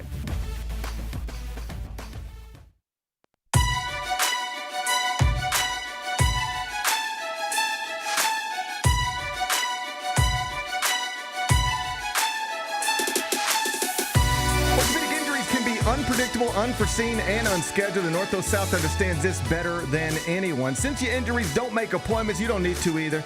That's because Ortho South welcomes walk-ins during the weekdays and the evenings and even on Saturdays. So next time an unforeseen injury makes an unscheduled appearance in your life, visit orthosouth.org to find your nearest urgent care location. Just walk in, and Ortho South will take care of everything, especially you. Learn more at orthosouth.org. That's orthosouth at orthosouth.org. Now, I got 5 more things you need to know. Number 1. Steve Ballmer, owner of the Los Angeles Clippers, spoke publicly yesterday for the first time since Pablo Torre earlier this week more or less alleged that the Clippers had circumvented the NBA salary cap in the form of Kawhi Leonard getting a $28 million contract from a company that Steve Ballmer invested in.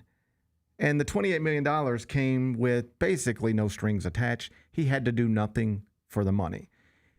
In theory, it was like an endorsement deal, but he did nothing for the company. He never retweeted or tweeted, posted, appeared in a commercial, signed an autograph, made an appearance. There is literally nothing that Kawhi Leonard ever did for this company that agreed to pay him $28 million. What Pablo Torre more or less alleges is this is an obvious example of them sweetening the pot to get Kawhi Leonard to agree to a new contract that is widely considered to be a team-friendly contract at the time that he signed it. So that's where we were a couple days ago. Steve Ballmer had declined comment to Pablo specifically, but the organization had released a statement more or less denying any wrongdoing.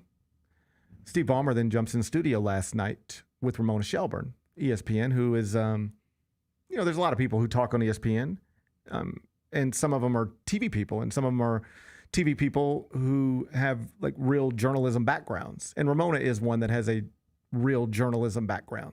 Like I've known Ramona like since she first got out of college, and where we first met was, you know, I was writing stories and she was writing stories. I think we were at a college basketball game together. So she comes from that background. She's a serious journalist. And so I thought it was smart that ESPN put her across from Steve Ballmer because she can ask the important questions and knows how to ask the follow-ups. And it was a fascinating conversation where Ballmer more or less says, I didn't do what is being suggested I did. We didn't do what is being suggested we did. And there's literally no evidence of any wrongdoing. I'm happy to let the NBA investigate it. I'm glad that they're going to. If another organization was accused of this type of thing, I would want the NBA to investigate that. And so bring the investigators in. We have nothing to hide. We've done nothing wrong. What do you make of that? Kind of surprised he did it. I mean, it does. I mean, you could say like they're going to make it easy on him or whatever because he's agreeing to go on TV and in studio and do an interview. Like I can understand that point, but the fact that he went and did it, I mean, it does kind of open my eyes a little bit, or at least be more willing to hear the other side of it. Because I'm like, man, if he thought that he did anything wrong, I do not think he would have gone on TV. That's the thing. That's the thing that would concern me. Yeah. If I were Pablo, because if you've really caught him in the way that you think you've caught him, I mean, this is a potentially $1 billion thing that could be taken away from you. Billions of dollars. This is high stakes stuff. You are accused of something that if you did this, they could take away like 5 first-round draft picks from you if they wanted to. They could force you to get rid of the team if they wanted to. I mean, there's no telling where this could go if you actually did what Pablo is suggesting you did. And given that the stakes are that high, if you're really caught or really do, you know, have some dirt on your fingernails, do you know what all these high-priced lawyers you're surrounded by would tell you to do? Don't say a word. Do not say a word. Let us figure this out. But the last thing you're going to do is go on TV and just start talking. We ain't saying nothing. All right? No comment. Release the statement. No comment after that. Let's let this play out. It would concern me that he is not only comfortable going on television under these circumstances, but that his lawyers okayed it. Because I think if you're caught, the last thing your lawyers want you to do is to be out there talking because you could get trapped in something. Yeah. He seemed very comfortable. There's a soundbite, yeah. He seemed very comfortable just saying, you can keep saying what it looks like. But the truth is, I got frauded by this company. I didn't use this company to circumvent NBA rules. I was in business with this company at only 3%, by the way. Like they keep saying, like they're acting like I own the company. I invested in the company just like I invest in a bunch of different things. I'm one of the richest people on the planet. I have investments all over. I invested in this company $50 million. Yes, that's true. It represents 3% of the company. I didn't have any decision-making responsibilities or power with this company. You know what I was asked to do? Here's the long and short of it. I was asked as an investor and as the owner of the Clippers if I could introduce them to Kawhi Leonard, which by the rules I'm allowed to do. And so I made the introduction. You can even find the email. We found it already. I could show you the email of me introducing Kawhi Leonard to these people.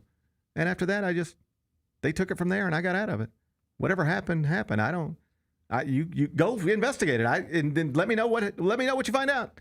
Because I didn't have anything to do with it. That he's comfortable saying that, it would concern me a little bit. The problem, of course, and this is where I think it's going to end up, it's going to be that they were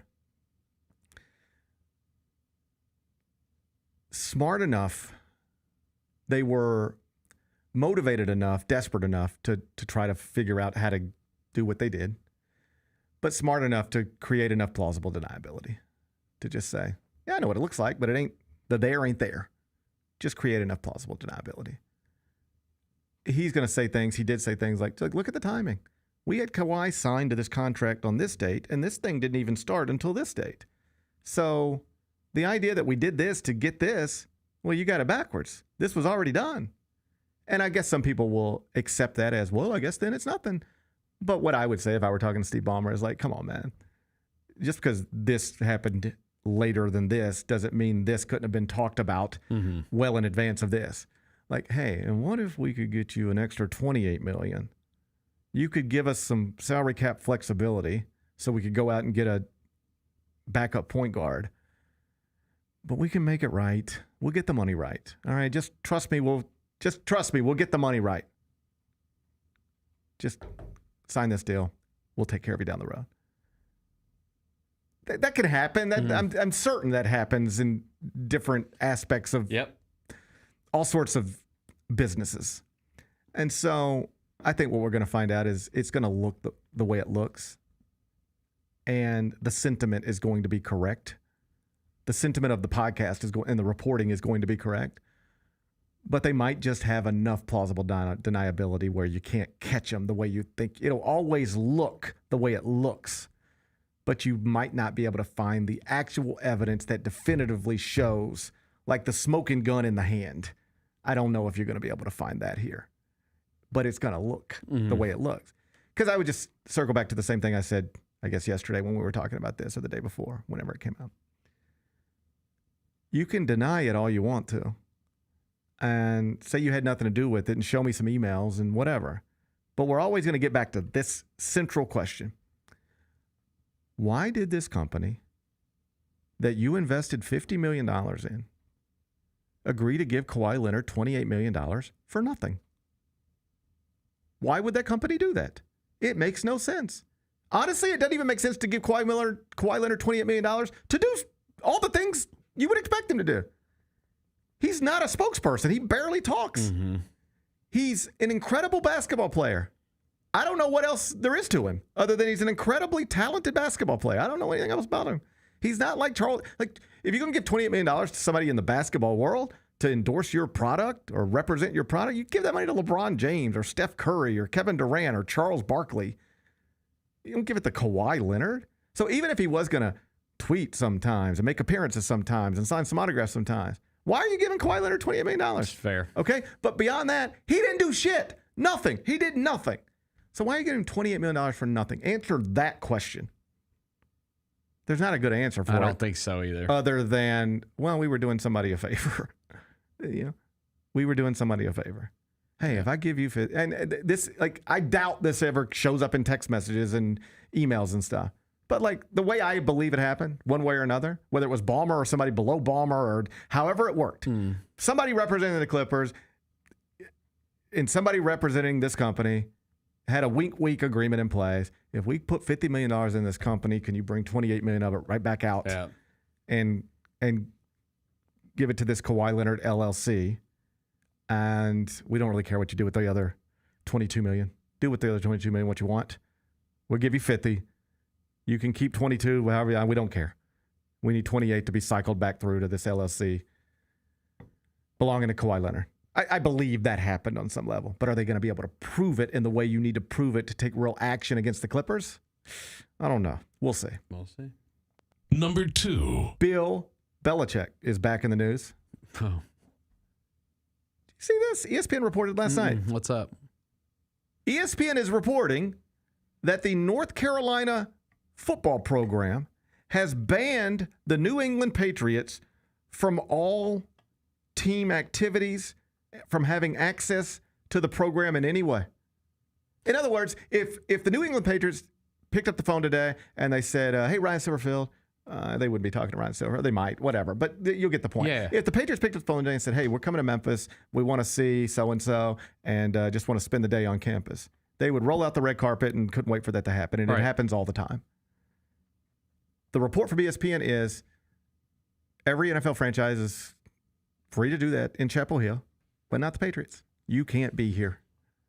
In the report, ESPN reached out to North Carolina football general manager Michael Lombardi to ask specifically about this for comment. And he answered the phone. When they asked the question, he said, "Good luck," and then hung up. What are we doing? This is just crazy. Yeah. And by the way, this is how you know that even smart people do stupid stuff sometimes. Yeah. Because here's, by all accounts, Bill Belichick, smart guy. Like, I'm not going to sit here and try to argue that Bill Belichick isn't a smart guy. He strikes me as a smart guy. But one stupid thing after another. Mm-hmm. One stupid decision after another. The girlfriend thing we've talked about, just like everybody's talked about it. But, like, this is crazy. Because now you're dealing with this story. Yeah. You look petty. You look small. You definitely do. You look small. It's so much better to never look small and petty in that way. So what New England has some front office people come to your campus. You hate them because they're responsible for getting you fired in New England. All right, whatever. And they haven't treated you the right way since you left and blah, blah, blah, blah, blah. All right. When they show up, shake their hands, smile at them, ask them how their kids are doing, and then just go do your thing. That is much better than this. I don't want them here. Okay, well, that's fine. But once it comes out, you're gonna look ridiculous. You think you look ridiculous dating somebody 50 years younger than you? Well, you do. That's true. But like this just adds to it. And think about if you're North Carolina right now. Like, when you make this hire, I imagine what you assume is we are going to start operating like a serious college football program. We've been a sleeping giant, they say, forever. Yep. But now we're bringing in arguably the greatest football mind of all time. All those Super Bowl rings. And we're going to run this thing. It's going to be a serious, because all you heard about New England is run, like, people would say, oh, if you want to win rings, that's the place to go. But it ain't a fun place to work. It is all business. It is not the place to have fun. It is all business all the time, 24/7, nothing but business. And I imagine if you're North Carolina, when you're trying to talk yourself into this, you're like, it's going to be run like a serious football program, the way he always ran the New England Patriots. All business, no fun, serious, serious, serious. And your whole program is a punchline. It's going to be, I would never thought that, you know, whenever he got hired like over a year ago, that I'd be sitting here fascinated to watch North Carolina at Charlotte this weekend, but I will have that on. There is no doubt about it. I mean, like I can't not watch that. And like they're 13.5-point favorite, which is actually a little closer than I would have expected because Charlotte's a bad team. But dude, you lose that game and the rail. I mean, it's off the rails at that point. There were plenty of people who told you not to do this. Yeah. Among them, and this would have been the thing that concerned me if I were North Carolina, because it's like when you first hear, they're thinking about maybe hiring Bill Belichick. And then there's like some famous Patriots who happen to be on TV all the time, Tom Brady, Rob Gronkowski. And so they would just be on TV doing their jobs, and somebody would be like, oh, and by the way, your old coach is in the news. They'd be on podcast or whatever. How do you think that's going to go? And like, arguably his two most famous players both said, no, I can't imagine Bill Belichick coaching college football. What? Like Tom Brady publicly said, it's one thing. Like, let's say we were doing a show like this and there was somebody I used to work with at 92.9. There's somebody it doesn't matter who it is. And I used to work with them. And you asked me off air, hey, I heard so-and-so's looking at maybe hiring so-and-so. What do you think about that? And let's say I didn't have a high opinion of that person. I'd be like, ooh, I don't know why they'd hire him. I don't get that at all. That'd be a mistake. I used to work with the guy. Hey, that's not where I would go. I might be comfortable saying that to you privately. Mm-hmm. But if we were like cameras on and mics on. No, he's great. Oh man. I always enjoyed him. He's a good dude. Oh man, happy for him. You know? The fact that Tom Brady and Rob Gronkowski both were comfortable on camera saying, I do not think Coach Belichick will work in college, should have been concerning. Because who knows that guy better than those guys? Mm-hmm. Like they were like, oh yeah, like, you know, we've worked with him. We know who he is. Yeah. We accomplish incredible things with him. Not college though. It won't work in college. Like the people who were closest to him or who had been around him a lot were telling you not to do this. You did it anyway. And now it's just one stupid headline after another. The girlfriend thing has overshadowed everything. And that's another one where you just, it becomes harder to take you seriously when you're walking around like that, and when she is such a prominent player in all of this. On the sidelines. It's all of it is just terrible optics. Like, I don't understand why he doesn't have a better friend who couldn't put his arm around him and say, you don't know what you're doing. And I get it, you might love her, but buddy, you are really damaging your legacy with this stuff. It's gotten silly.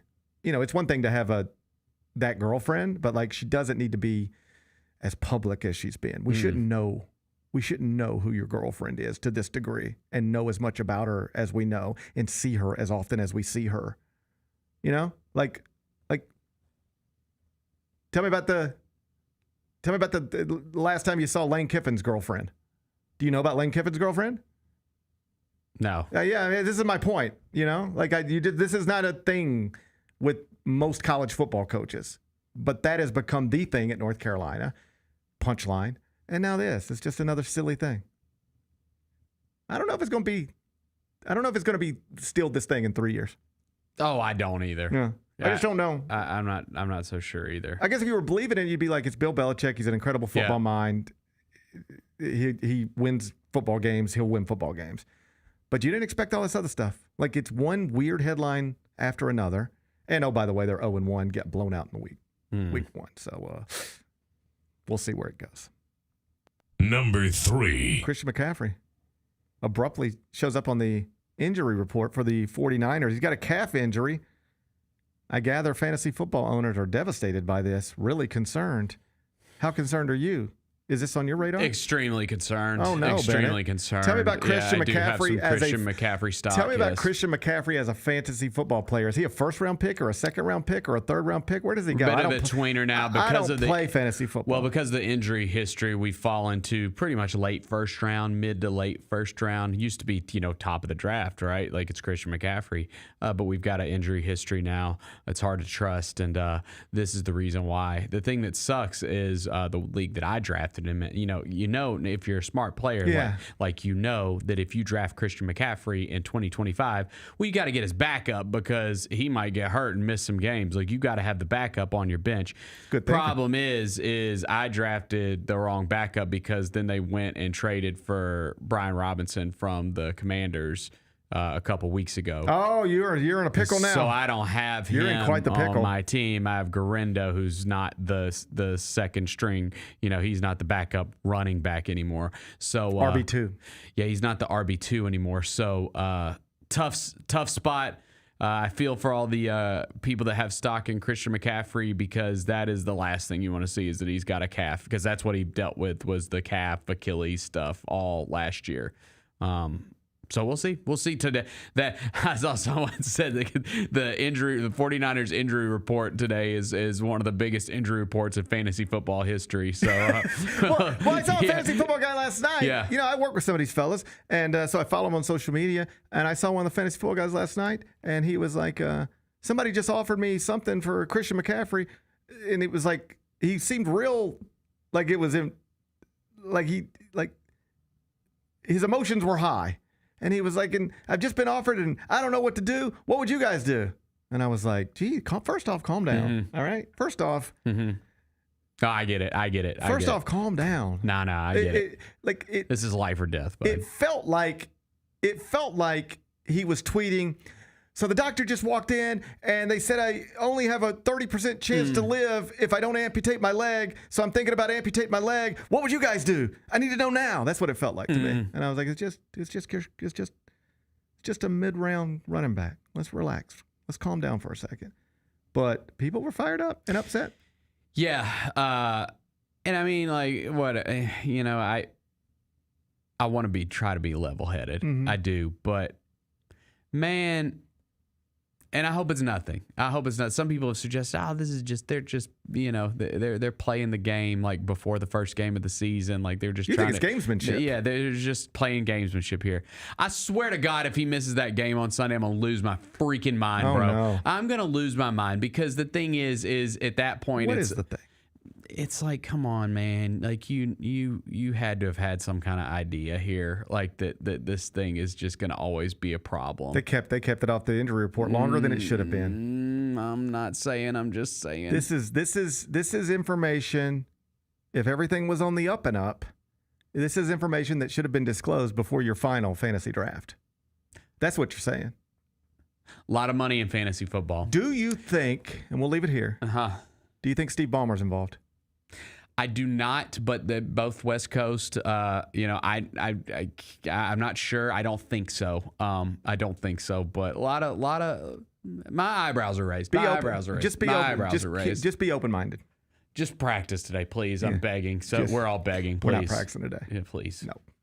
Number 4. Mike Tyson and Floyd Mayweather are going to box in the year 2026. Why? Why are we doing this? It just, and I know that people will watch. I get it. It really, really just goes to show the state of like boxing in general. In my opinion, I'm not sure people will watch. I mean, this is so desperate. It's like the Tyson Paul thing was funny, and a lot of people did watch it, but this seems so desperate and just, I mean, there's no way that this is a real boxing match. This is not going to be a real boxing match. There is no way that like these dudes are just going to square up and box each other. That's not happening. Do you agree with that? I think they're going to get into a boxing ring. I think they're going to get into a boxing ring. Is it going to be a real boxing match? There's just no way. It would be one thing, I guess, if it were on easily available television and we really hadn't seen Mike Tyson in 20 years, which was the case when he fought Jake Paul, right? Mm-hmm. It was on Netflix. Mm-hmm. So we all have, most of us have Netflix, Mm-hmm. I think. A lot of us have Netflix. And we hadn't seen him in a long time. And it was like, well, it's Iron Mike. And what else are we going to watch? Yeah. And if he lands a punch. And man, the workout videos look pretty good. And so we all turned it on, and the two women fought, and that was incredible. But then Mike Tyson got in the ring, and he looked his age. Do you know how old he is right now? He's 59 years old. And he looked 59 years old. Like, you recognized his face and his trunks, but he didn't belong in a boxing ring. Because 59-year-olds don't belong in boxing rings. Right. It'd be one thing if we didn't see that. But that's now our baseline for what Mike Tyson looks like in a boxing ring at the age of 59. Yeah. We saw it. We saw what it looked like. Why do you want to see that again? It honestly made me sad to see him like that. 59-year-olds don't need to be doing anything competitive other than maybe playing golf. Like, I don't need to see a 59-year-old play quarterback. I don't need to see a 59-year-old play shortstop. And I surely don't need to see a 59-year-old getting hit in the head. Now, I don't think Floyd will hurt him because Floyd barely hurt anybody his entire career. But Mike Tyson's 59 years old. Floyd Mayweather's 48 years old. And now they're going to put this on pay-per-view? Who's going to buy it? Who would actually buy this? I will not. I'm a boxing fan for that. who grew up on Mike Tyson and who bought every Floyd Mayweather fight that ever happened, basically. I know Floyd Mayweather is a questionable human, but as a boxer, he was amazing. Just incredibly skilled, unbelievable tactician, brilliant fighter, counterpuncher. I loved watching him fight. I know he wasn't for everybody because it could get kind of boring if you didn't appreciate the defensive stuff that he was doing. But I loved watching him fight. This should be, I should be your target audience. An old dude with disposable income who loves boxing and both of these fighters. I will, on principle, I would not watch this. I don't have any interest in it. It would just make me sad. I don't want to. I'm not paying money. I don't want to see two people who were among the best to ever do this in their generations, or perhaps of any generation, look like shells of themselves, out of shape relative to what they once were, old men walking around a boxing ring, probably not actually putting on anything that's that entertaining or compelling. Like, I would not buy this, and I would not watch it. And if you can't get me, who you getting? Right. If you can't get me, who you getting? I'm not sure. I actually will be surprised if it happens. Yeah, well, because aren't you? it'll just fall apart. For some reason, ticket sales won't be what it's supposed to be. Right. Pre-pay-per-view sales or whatever. That's what I was going to say. You'll know ahead of time what you're going to sell as far as viewership, and it's going to be low. There'll be some indicators that make them realize people don't really want this. The way we had tricked ourselves into thinking people want this. And the money, like why did Mike Tyson get in a ring with Jake Paul? Like, he made millions and millions. It was like a big payday. Like, even if you don't want to do it, it's like, I got to, right? I mean, I can't just turn this money away. But I think you'll find out that money, that type of money, is not going to be here for this. And it'll fall apart. I bet you they never actually get in the ring, even though they announced last night that they will. Number 5. I had a celebrity sighting yesterday. Who'd you see? Who? Wait. Can I guess? You can guess. Is it a local celebrity? I think this person would go down as a local celebrity right now, sure. But could soon be a local celebrity, but people all over the world have seen this person. But local celebrity. Big Glow? I did not see Big Glow yesterday. I would have loved to. I did not see Big Glow. Let me tell you what happened. Okay. So yesterday was Thursday. And that means both our little guys have football practice, right? And in the spirit of can't be two places at the same time, often the responsibilities come down to Kel and I. She'll take one, I'll take the other. And so she takes OP, I take Lou. And because it's apparently impossible to leave my house with everything you're supposed to have. I don't know why. Like, when I leave my house, I have my phone and my wallet. I got my shoes on. I have everything I need when I leave my house, typically. Lou's he didn't always have everything he's supposed to have when he leaves the house. And in fairness, neither does Oliver. But so we're on our way to football practice. And practice starts at 6. We scheduled to get there at 5:58, according to the car. All right? So we're up against it. And at some point, I'm just running through the important stuff. All right, make sure, touch it. Do you have your helmet in the back seat with you? Yes, sir. Do you have your shoulder pads in the back seat with you? Yes, sir. We got everything. Yes, sir. You got your water bottle. I hear silence. I knew what the answer was. No water bottle. I said, hey, listen, no big deal. I'll drop you off at football. I'll run to the store. I'll get you a couple Gatorades. I'll come right back to football practice. Fine. Walk into the Dodgers chicken store in Olive Branch. Okay. Because they practice football in Olive Branch. Walk into the Dodger store. Love the Dodger store. Man, pizza sticks. I do love that stuff. Chicken kebabs. We do gas station food like no one else in this part of the country. I love it. Yeah. You know what I like? Tell me if this is weird. I like a gas station burrito. Like a crunchy-ass gas station burrito. I'll chew on that. I haven't done that one, I don't think. I just like it. I know it's not good or good for you, but there's something about it. I do like the pizza stick. Always the chicken, obviously. Pizza sticks. It's just great. So I go to the back. I get a couple blue Gatorades. And then I walk up to the front. There's always a long line at the Dodger store in Olive Branch because everybody's walking up there to get food. Yeah. Right? Everybody's up there trying to get some JoJo's. Yep. You don't know nothing about JoJo's. I'm not sure I do. I like a JoJo myself. Okay. So I said, all right, well, since I'm standing in the line anyway, I might as well get a pizza stick. You know, I'm here. Yeah. And as I'm standing in line, a little girl turns around and she looks right at me. We make eye contact. And I said, my God, I know this little girl. But I never met her. I just seen her on my phone all the time over the past month. I had a celebrity sighting yesterday at the Dodger store. Who? I bumped into Elena Doty, the 9-year-old Olive Branch girl who went viral for rapping chicken head. Oh, yeah. She was at 901 Day. I know. Yeah. How about that? I had just seen her at 901 Day. Thank God we got her out of there before 10 o'clock. Jesus Lord, that could have been terrible. But it was just this weird moment where, I knew exactly who it was the second I saw her because she's been in my phone nonstop. Yeah. And it was just like, it would have, if it would have been Sabrina Carpenter who turned around, I'd have been like, that's Sabrina Carpenter. Yeah. And when this little girl turned around, I was like, I didn't remember her name at the time, but I was like, that's her. That's the little girl. And then I had this weird, I didn't know what to do because I was like, oh, this is kind of neat. My instincts were to be like, hey, congratulations on everything. It's been awesome watching this happen for you.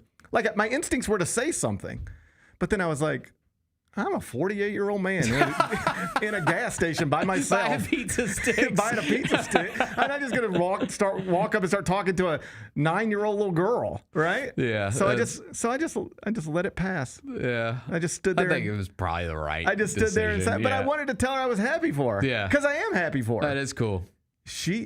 Prediction. Somebody's going to sign her. What? She's going to get signed by some sort of company.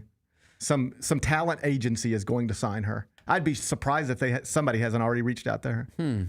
She will. This will not be. You know, if everybody says like, I have 15 minutes. This will not be the last time you hear about her. How about that? Okay. Because first off, she can rap and apparently sing, so she's like actually talented, and she's very comfortable. She's got incredible like I see her like. Because then last night I went back and watched some of the YouTube videos. Like she's doing interviews with like Action News 5 and News. Like she's comfortable talking on camera. She's comfortable being on stage, and so you know she's a cute little girl. She seems to be talented, and she's comfortable in front of cameras. And now the world is exposed to her. She's going to be signed by somebody. Okay. I bet she'll be approached, and it'll be like, well, what do we do with her? Figure it out. But she's talented. She's cute, and she's comfortable on camera. We can figure this out. Like there would be somebody who'd be like, could she work in a Disney show? Could she work in a Nickelodeon show? Could she work on some Netflix thing? Could she just hey, can she really rap? Or is she just like a karaoke person? Somebody's going to be interested to finding out exactly what she can do. I bet you that happens. Okay. Anyway, I saw her yesterday. I mean, that's pretty cool. I wanted to tell her I was happy for her, but I felt that's okay. It felt weird. That's okay. You're saying it now. I didn't want to I didn't want to be weird at the Dodger store. Get it. I probably wouldn't have said anything either. I didn't want to be weird at the Dodger store. But I was like, if my little guy would have been there, because all my kids, they all seen the video. Yeah. And like Chicken Head streaming. Yeah, it shot. Yeah. I think 200% went up or whatever because of her. That makes sense. Yeah. But like my little guys would have been there. I'd have been like, hey, Lou, go talk to her. Go tell her you're proud of her. You know? But I felt I couldn't do it. Yeah, I get that. But I wanted. So if you're watching, Elena Doty, I am proud of you, and I'm happy for all your success. And it was cool bumping into you yesterday. I would have properly introduced myself, but I felt weird. Yeah. I get it. All right. Be back with GP's Carryout. Why are you dressed like that, CJ? What the hell is wrong with you? CJ, can you do some high knees? Is that a towel he has tucked in his shorts? Why are we allowing this? It's a towel. Why are we allowing this? Tune in to the Jessica Benson Show with CJ Hurt live every weekday at 8 a.m. on YouTube at Grind City Media and the official Grind City Media app.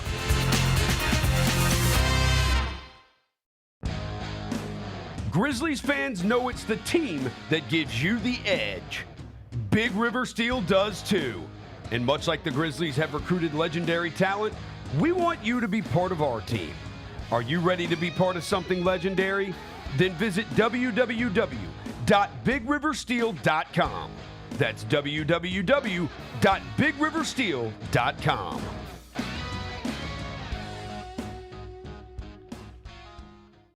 Kroger shoppers and Grizz fans. Want exclusive last-minute discounted ticket deals texted straight to you? Sign up with the new Kroger Buzzer Beater deal.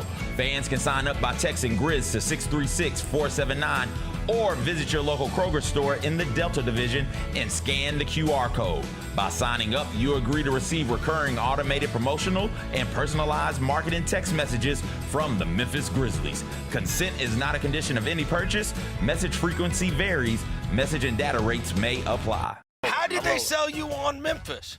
I was really looking at the success that Memphis has, something I wanted to be a part of, and then the reputation Coach Silverfield and Coach Cramsey had as an OC, the things that he was able to do with Seth and the things that he's done in his career.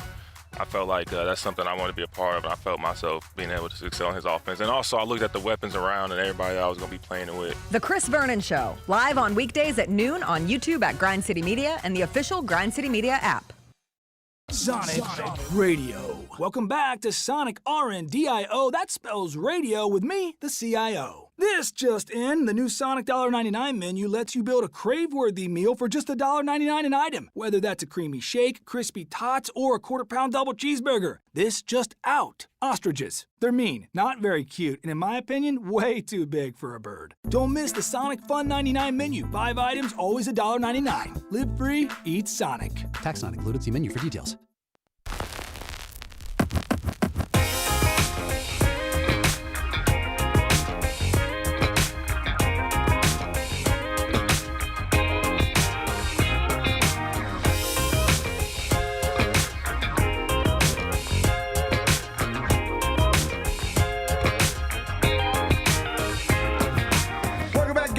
Show presented by Ortho South. Let's wrap this up with GP's Carryout. It's time for GP's Carryout. One final segment filled with stuff to take with you. It's not everything you need to know, but it's most of it. What did we miss today? Well, probably should have been in 5 more things, but that's why we built this spot, so we could talk about things we might have missed today. University of Memphis women's soccer team battled to a draw last night. Yep. With Tennessee. It was a 0-0 draw of a matchup of top 15 teams in the country. Memphis is now ranked 14th in the country. Tennessee ranked 2nd. Mm-hmm. And there were reportedly more than 2,000 people. It's awesome. It is awesome. I know. Me and JB were talking about it on her show. I do regret not going, but you do not regret not going. No, I wish I would have gone. That's a huge matchup. I know, but you weren't going to miss the NFL season opener to go watch women's soccer. No, we don't have to lie to each other. You're happy for them and you're proud of them, but you don't actually regret not going to watch women's soccer last night. If the NFL season opener would have been on, I might have considered going. Okay, that's fine. Yeah. I'll accept that. But I'm happy for them. I am happy for them too. Both teams are now 5-0-1, Memphis and Tennessee. Again, Memphis 14th in the country, Tennessee 2nd in the country. But like more than 2,000 fans. The official number was 2,281. And based on what I read, I guess Jonah Dillon was out there covering it. For the Jonah was out there. I think John Varlas might have been out there as well. Just based on what I saw on social media, is like that was a legitimate number. It wasn't like there's 800 people here and they called it 2,200. People were like, there's really a lot of people here. It looks like there's 2,000 people here. And there were times in a previous era of like Tiger basketball where they didn't get 2,000 people at FedEx Forum, or it certainly didn't look like they did some games. So that's huge for Brooks and that program. And the women's soccer program at the University of Memphis continue rocking and rolling, remained undefeated, but they took their first tie last night. What's today's biggest game? I'm going to take you to Brazil. Let's go. Let's go to Brazil. Friday night, NFL. It's a nice little treat. It is pretty cool. It's the Chiefs and Chargers from Sao Paulo, Brazil. Kansas City, 3.5-point favorite. Total's 46.5. 7 o'clock kick on YouTube. How you going to act? I'll go Chargers. I think we're going to get a close one tonight. They want you to lay 3.5. Yeah, that half point. That half point's going to get you. Yeah. That's where the half point gets you. And it wasn't in doubt last night. Like, Dallas actually played a competitive game, but it was 8.5 last night with Dallas and Philly, and it was the same kind of thing. I'm like, it's going to be more competitive than people think. These are divisional games. So, yeah, I think it's going to be the same. I think this is going to be a good game. Ben wants the points. Yeah. Chargers plus 3.5, kick 7 o'clock. We're on YouTube. What are we watching on TV? Okay, can I interest you in Memphis to the Mountain? Memphis to the Mountain? Memphis to the Mountain. What's going on? Oh, it debuts on Hulu today. It's on Hulu. Okay. Let me explain it to you. Memphis to the Mountain follows 9 rock climbers from Memphis as they train and attempt to climb the second tallest mountain in Africa, known as one of the most dangerous and challenging climbs in the country. It was filmed between December 2023 and January 2024, and among the climbers prominently mentioned is Jarman Johnson, the Memphis Rocks employee who was shot and killed earlier this year. The series is dedicated in his memory, and he is featured prominently in it. So it's like a legitimate Hulu series about Memphians. Yeah. And unfortunately, one of the people involved is someone we're all aware of for tragic reasons. But anytime Memphis is on a national stage, that's a cool thing, or at least lots of times it's a cool thing, and this sounds like a cool thing. So I'm going to check it out. Memphis to the Mountain. It dropped on Hulu today. What's the best thing we've read? So, in the spirit of the NFL's back and fantasy football is all the rage, we decided at CBS Sports to do a college basketball fantasy draft. Okay. Selecting college basketball players from the 2000s. So, you had to start your career 2000 or later. All right. Anybody in that range is eligible. So, the number one pick in the draft, I think, was Anthony Davis. Okay, makes sense. Also very high, Zion Williamson, because he was an incredible college basketball player. I assume Carmelo's probably up there.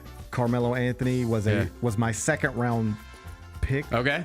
I believe my second round pick. Kevin Durant went high. Steph Curry was my first round pick. We had 6 teams. I picked 6th and took Steph Curry at 6. My team ended up being, let me get it for you exactly. Steph Curry at point guard. Dwayne Wade beside him in the backcourt.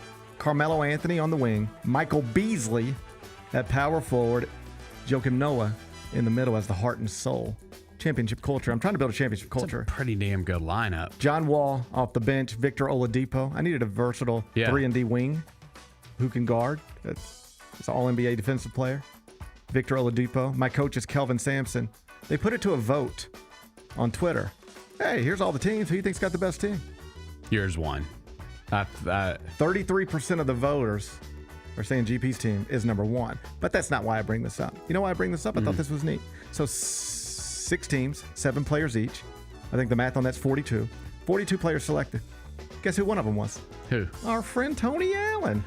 Oh, yeah, that makes sense. Big 12 Player of the Year. Big 12 Player of the Year. And when you are building these types of teams, like, you want them to fit well. Yep. And having somebody who was the Big 12 Player of the Year, who also went on to become one of the greatest on-ball defenders in the world, like, he went 26th in the draft. How about that? Yeah. So that's nice. Shouts to TA. Shout out. Still remembered in college basketball circles. And if you want to see all those teams, you can find them. It's on the college basketball page, cbssports.com. What's going on this weekend? Oh, it's big college football weekend. Yes, it is. Big NFL weekend. Memphis at Georgia State. It's not one of Soar's picks this week. You know, Soar does his picks for the AAC. Who's Soar riding with? He's riding with Texas State at UTSA, UAB, Navy, and North Carolina at Charlotte. Okay. I don't know if Soar realized that USF is at Florida this weekend. Well, everybody's busy. You can't know everything. Yeah. Ole Miss at Kentucky, Arizona State at Mississippi State. Oklahoma State at Oregon. That's 2 big brands on CBS. Michigan, Oklahoma is our only game between ranked opponents. That'd be fun. This weekend. Tonight, we get Chiefs Chargers on YouTube. Sunday, your Titans. I see that. Let's Cam go, Ward Cam. jersey. Come on, Cam. You're opening up in Denver. Mile High. You think it's a tough spot? Yes, that's a tough spot. Oh, man. Yeah. Well, Denver's supposed to be good. Well, I wish you luck, all right? I wish you luck. No matter what happens, we'll be back here on Monday to talk about it. Enjoy your weekend. I'll enjoy mine. Let's meet back here Monday at 10. Till then, be careful, be kind, be good. Rep your hood.